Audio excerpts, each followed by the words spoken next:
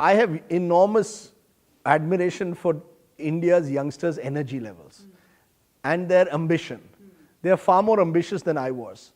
I joined Times of India. I was very happy to be there till the age of 60, frankly. I would have happily written, television just happened.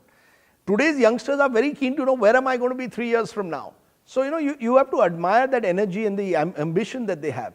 What they need to realize is ultimately, to be a good journalist, you need to have a passion for news. And you have to have some kind of creative, innovative impulses.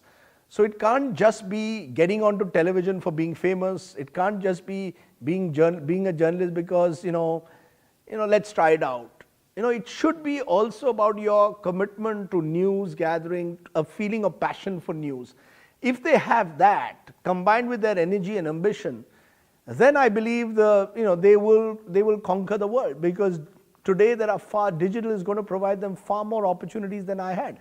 In 88, when I joined, I had no choice but to join the Times of India if I wanted to be a journalist.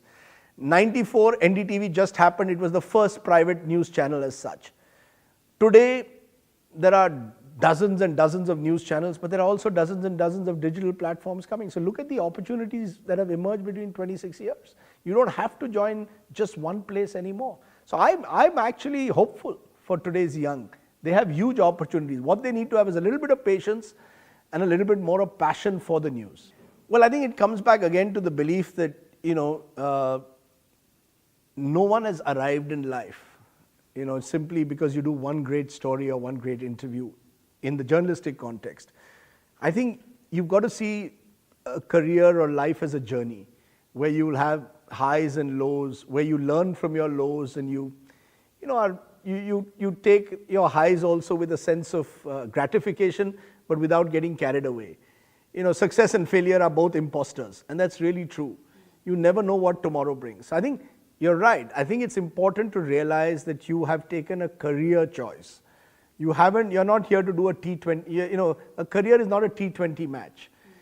Today's generation wants everything instant gratification. They want here, now, out.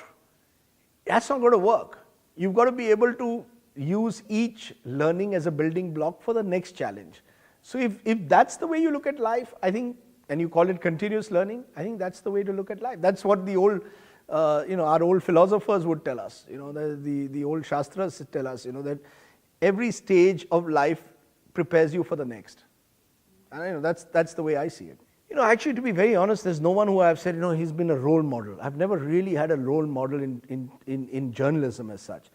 I was very lucky when, as I said, when I was at the Times of India in the late 80s, early 90s, I built this great friendship with R.K. Lakshman. And it was a strange relationship between a 70-year-old man and a 25-year-old kid.